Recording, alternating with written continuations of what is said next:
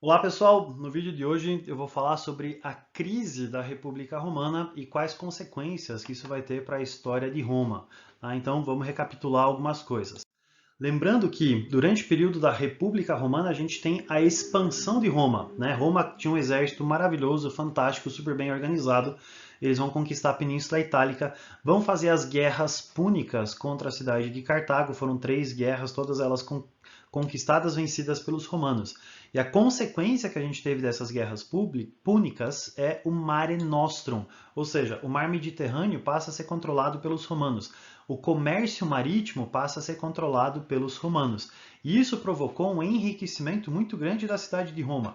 A cidade de Roma vai crescer muito durante esse período. E os patrícios, especialmente os patrícios, eles vão ficar muito ricos com esse enriquecimento todo da cidade de Roma. O problema é que essa riqueza toda não veio para todo mundo. Quem era rico ficou mais rico, quem era pobre ficou mais pobre, e a gente teve um aumento da desigualdade social, o que vai provocar uma crise dentro da cidade de Roma. Né? Além disso, você tem um aumento muito grande da escravidão. Né? Você tem muitos escravos em Roma. Escravos, eles normalmente eram conquistados, né? Os romanos conquistavam povos e desses povos conquistados você tinha esses caras usados como escravos dentro da cidade de Roma. E essa escravidão aumentou a crise, porque agora você tem uma quantidade enorme de plebeus que estão desempregados. Não só desempregados, né? Você tem principalmente soldados, veteranos de guerra, aposentados e desempregados. Ou seja, o cara lutou por Roma, o cara deu a vida dele por Roma, sacrificou praticamente a vida dele por Roma e agora ele volta para uma cidade romana detonado, pobre, devendo até as calças e não é reconhecido pelo governo de Roma.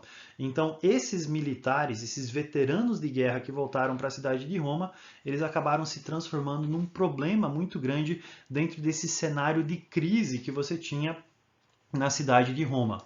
E nesse cenário de crise, o Senado não estava conseguindo dar conta de administrar essa cidade de Roma. E vai acontecer, né, uma transformação de cônsules em ditadores. O que significa essa ditadura? Ditadura era algo que era legítimo dentro da cidade de Roma. Quando a cidade de Roma passava por um período de crise, o cônsul ele podia assumir mais poderes, ele se transformava num ditador durante o período de 6 meses, e durante esse período de 6 meses ele teria mais poderes para ele conseguir administrar melhor a cidade de Roma. E durante as ditaduras de um cara chamado Mário e depois de um cara chamado Sila, que são esses dois que têm o rosto esculpido em estátua aqui do lado, aconteceu uma mudança, que era a profissionalização do exército. O que significa isso?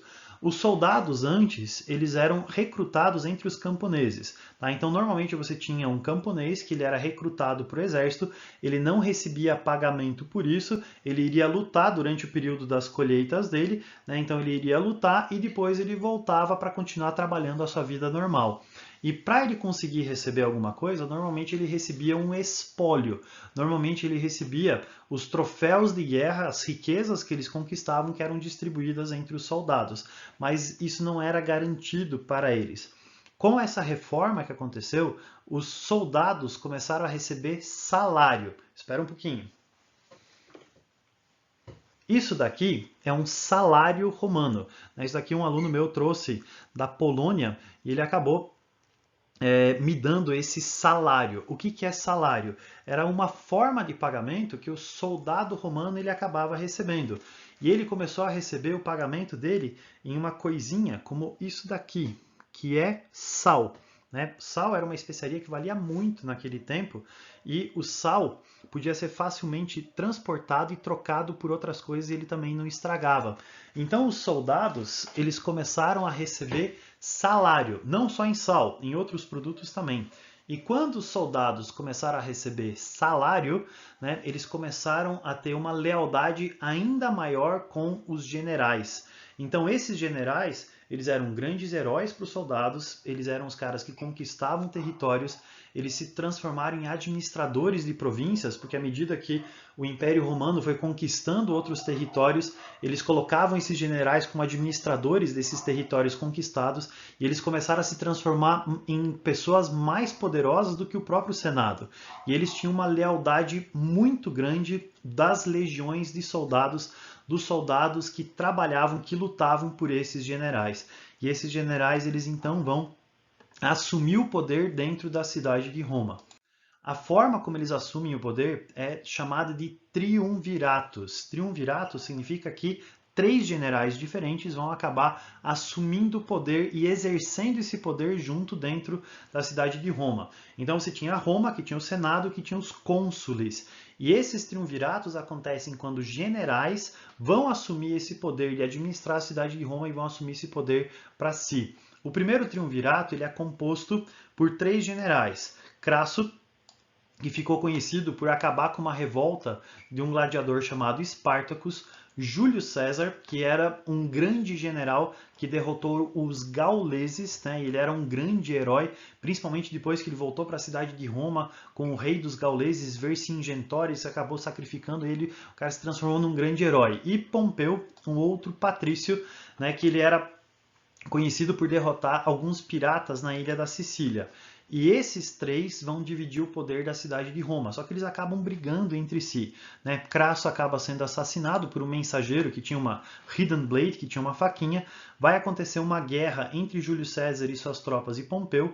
Pompeu acaba fugindo para o Egito, lá ele acaba sendo assassinado e Júlio César acaba assumindo o poder da cidade de Roma para governar Roma sozinho, né? Só que os senadores romanos não gostaram disso.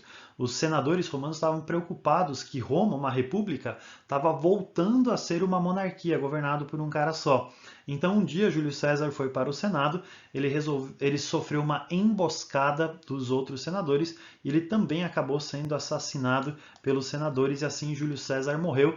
Diz a lenda que até o seu afilhado, chamado Brutus, estava no meio dos senadores que tramaram contra ele, deu uma facada nele, e ele olhou assim, oh, até tu, Brutus, e acabou morrendo. Tá? Então, assim acabou o primeiro triunvirato. Só que logo depois do primeiro triunvirato, a gente tem o segundo triunvirato, quando, de novo, 3 generais romanos vão acabar assumindo o poder da cidade de Roma.